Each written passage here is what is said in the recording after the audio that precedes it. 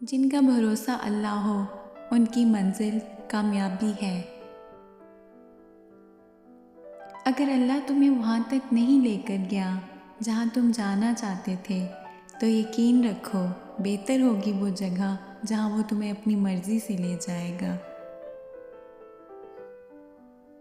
آزمائش میں اللہ اذیت دینے کے لیے نہیں ڈالتا بلکہ کچھ سکھانے کے لیے ڈالتا ہے۔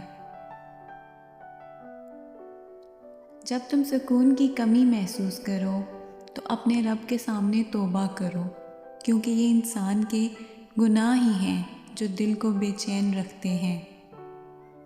جس نے سکھ میں شکر ادا کیا اس نے دکھ میں رب کو بہت قریب پایا۔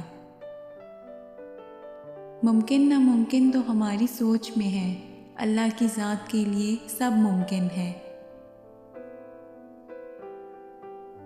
زندگی جن زخموں سے بھری پڑی ہے ان زخموں کا علاج صرف سجدے میں موجود ہے۔